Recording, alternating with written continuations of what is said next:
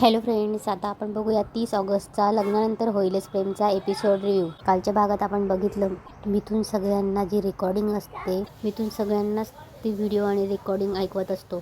सगळे थक्क होतात. तेव्हा तो वसूकडे जाऊन फोन धरतो आणि ऐकत असतो. तेव्हा मिथून बोलतो, जीवा फोनवर ज्या व्हिडिओबद्दल मी तुला बोलत होतो ना, हाच तो व्हिडिओ. तेव्हा मिथून फोन धरतो. तेव्हा तो व्हिडिओ कसा कॅप्चर झाला असतो ते दिसतं. तो व्हिडिओ पिहूने कॅप्चर केलेला असतो. तिच्या हातात फोन असतो आणि तिचा फोन बाजूला पडून तसाच तो व्हिडिओ कॅप्चर झालेला असतो. तेव्हा मिथून सांगत असतो, माझ्या मोबाईलची मेमरी फुल झाली म्हणून मी काही व्हिडिओ डिलीट करत होतो ना, तेव्हा मला हा सापडला. तेव्हा मिथून बोलतो, वसुताई आता यावर तुमचं म्हणणं काय? बोला ना वसुताई, काय म्हणणं आहे तुमचं? तेव्हा वसू म्हणते, मानिनी हा व्हिडिओ असं बोलणार. तेवढ्यात मानिनी वसूच्या कानाखाली जोरात वाजवते. सगळे थक्क होतात. तेव्हा मानिनी बोलते, अजूनही काही बोलायचंय तुम्हाला वसुताई? एवढं सगळं झाल्यावर कणभरतही लाज वाटत असेल ना, तर बोला, का केलं तुम्ही असं? तेव्हा वसू बोलते, रम्यासाठी, पार्थ आणि रम्याचं लग्न व्हावं म्हणून केलं.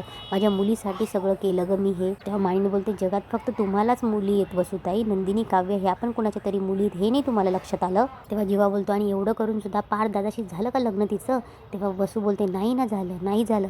पण तरी या दोघी सुना म्हणून आल्या घरात, तुमचं कोणाचं काहीच वाईट झालं नाहीये ना, मग कर ना माफ मला, असं ती विक्रमला बोलते. तेव्हा वसू बोलते, मला ना कोणाला मारायला सांगायचं नव्हतं, मी फक्त किडनॅप करायला सांगितलं होतं. तेव्हा काव्य पुढे येते, फक्त किडनॅप.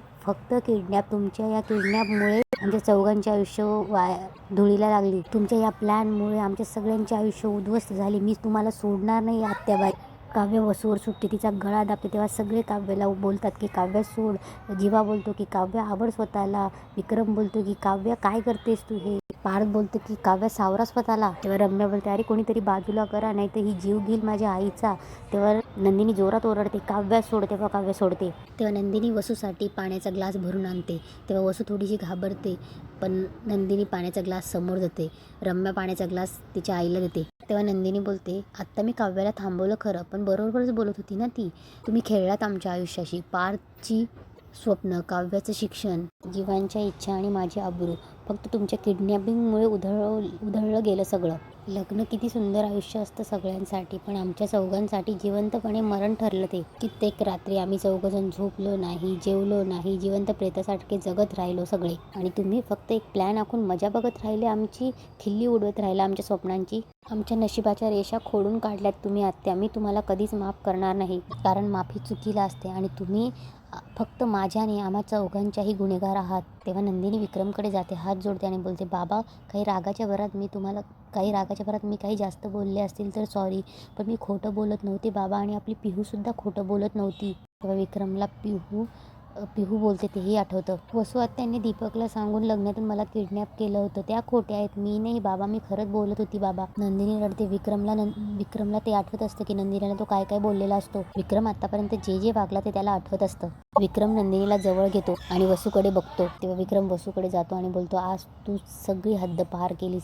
माझी ताई म्हणून, मोठी बहीण म्हणून अख्ख्या जगाशी भांडलं मी तुझ्यासाठी. आज जे काही तू केलंस ना, त्यासाठी माझ्याकडे अजिबात तुझ्यासाठी माफी नाही. तेव्हा विक्रम बोलतो, माफ आपल्या माणसांना करतात, तू कोण आहेस माझी? आजपासून तू कोणी नाही माझी, तू माझी बहीण होतीस, पण या क्षणापासून तू आता मेली माझ्यासाठी. तेव्हा विक्रम ते वसूची राखी सोडतो आणि बोलतो की ही राखी बांधताना तू माझ्यावर विश्वास ठेव अशी ओवाळणी मागितली होतीस ना तू. आज माझ्या त्याच विश्वासाला तू मातीमोल ठरवलंयस, पण आता या राखीच्या धाग्याला सुद्धा कसलंच मोल नाही. या राखीची गाठ यासाठी सेल झाली होती कारण की ती बांधताना तुझ्या मनात काळं होतं. तेव्हा विक्रम ती राखी फेकून देतो. तेव्हा विक्रम फोन काढतो आणि बोलतो, पोलिसांनाच फोन करतो. तेव्हा वसू आणि रम्या, मामा नको, वसू रडते, विक्रम नको. तेव्हा विक्रम तिचा हात झिटकारतो आणि फोन लावतो. तेव्हा मानिनी फोन घेऊन घेते आणि नाही बोलते. तेव्हा मानिनी बोलते, खरं तर यांचं काय करायचं हे ठरवण्याचा अधिकार फक्त एकाच व्यक्तीला आहे, आणि ती म्हणजे नंदिनी. मनस्ताप तर आपल्या सगळ्यांनाच झालाय, पण यांचं काळं सगळ्यांसमोर आणण्याची हिंमत दाखवली ती म्हणजे नंदिनी. तेव्हा मानिनी नंदिनीला सांगते. तेव्हा नंदिनी वसू समोर उभी राहते. वसू बोलते की मी अपराधी ही तुझी नंदिनी, तू माफी मागायला शब्दसुद्धा नाहीत माझ्याकडे. तू चांगली मुलगी आहेस ग, माफ करशील ना मला? तेव्हा नंदिनी बोलते, नाही वसू आत्या, एवढं सगळं घडून माफ करेल मी तुम्हाला असं वाटत असेल, एवढी महान नाही आहे मी, आणि महान बनायचंही नाही आहे मला, पण तुम्हाला शिक्षा देण्याचा अधिकार मला एकटीलाच नाही, या घरात प्रत्येकाला आहे. तेव्हा काव्य बोलते, अगं शिक्षा काय करत बसतेस ताई, सरळ घराबाहेर काढा यांना. तेव्हा विक्रम बोलतो, नाही, घराबाहेर नाही काढू शकत आपण हिला, कारण कागदोपत्री हे घर माझ्या आणि वसुंधरा शितोळे यांच्या नावावर आहे, त्यामुळे आमचा समान हक्क आहे.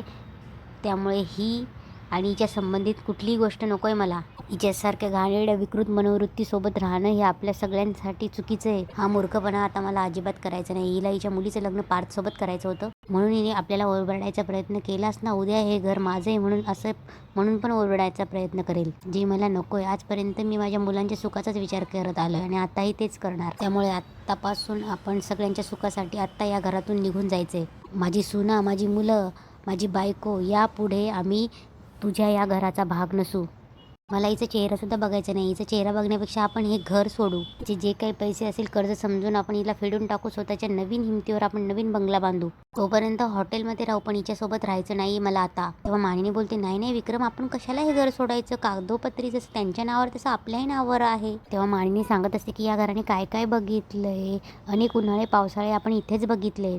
नाही, ज्यांनी गुन्हा केला आणि त्यांनी हे घर सोडावं. मी आपल्या माणसांना कुठेही जाऊ देणार नाहीये. तेव्हा नंदिनी बोलते, बरोबर बोलतायत तुम्ही आई. ना आपण घर सोडून जात आहे ना त्यांना पोलिसात द्यायचंय. आपण पोलिसात दिलं आणि नाही दिलं तरी आपल्या नावाची बदनामी होणार आहे आणि चर्चाही होणार आहे.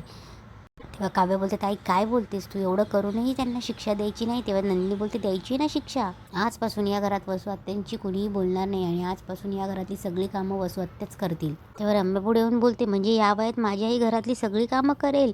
तेव्हा नंदिनी बोलते, त्या वसू आत्याच कशाला रम्या, तू सुद्धा कल्पना ताई करायच्या ती घरातली सगळी कामं करशील. कारण तुला सत्य काय माहीत होतं तरी तू वसू आत्यांची साथ दिलीस, म्हणजे एका ती गुन्हेगाराची साथ दिलीस ना. आणि जो गुन्हेगाराची साथ देतो तो स्वतः सुद्धा खूप मोठे गुन्हेगार असतो. त्यामुळे तुला आजपासून ही शिक्षा. तेव्हा रम्या बोलते, अगं पण मी काहीच. तेव्हा काव्या बोलते, गप ग रम्या, एवढं असूनही तुला असं वाटलं तुला आणि तुझ्या आईला बोलायला अधिकार आहे. नंदिनी बोलते, माफ तर तुम्हाला कधीच नाही करणार वसू आत्या, कारण की तुम्ही जे केलंय ते माणुसकीचा अपमान आहे, नात्यांचा अपमान आहे, विश्वासघात केला. त्यामुळे तुमची ही शिक्षा आहे. यापुढे तुम्ही दोघे या घरात साध्या कपड्यात राहाल, खाली मान घालून राहाल आणि दिलेलं प्रत्येक काम कराल. घरातल्या माझ्या माणसांसमोर मला खोटं ठरवलं ना, पण तरीही ही माझी माणसं माझी लाज राखून माझ्यासमोर कृष्णासारखी पाठी राहिली. तेव्हा जीवा बोलतो, काय करणार, हे कलियुग आहे आणि या कलियुगात सगळ्यांनाच एकमेकांसाठी कृष्ण व्हावं लागतं. तेव्हा नंदिनी बोलते, मला चक्रव्यूहात अडकवण्यासाठी खूप प्रयत्न केले तुम्ही वसू आत्या, पण हेच चक्रव्यूह तोडून मी माझ्या माणसांमुळे बाहेर आले. आता यापुढे दुसरं कुठलंही महाभारत रचू नका तुम्ही वसू आत्या. तेव्हा वसू बोलते, नंदिनी मला माफ कर ग, मला माहिती मी जी चूक केली त्यासाठी मला तोंड दाखवायला पण जागा नाहीये. तेव्हा नंदिनी बोलते, बरोबर बोललात तुम्ही. आता म्हणूनच यापुढे तुम्ही आम्हाला कोणालाही तोंड दाखवू नका. बाबांचा विचार करतोय म्हणून, पण या घरात राहायचं असेल तर कुणालाही तोंड न दाखवता खाली मान घालून वावरावं लागेल. बोला, आहे मान्य. वसू काहीतरी बोलणार. तेव्हा नंदिनी बोलते, मान खाली म्हटलं मी. तेव्हा वसू पुन्हा बोलणार. तेव्हा नंदिनी बोलते, मान खाली. नंदिनी जोरात ओरडून बोलते, मान खाली. आणि तिथेच आजचा एपिसोड संपतो. प्लीज फ्रेंड्स, मालिकांच्या दुनियेला लाईक आणि सबस्क्राईब करा आणि सिरियल कट्टासारखं या चॅनललाही भरभरून प्रतिसाद द्या.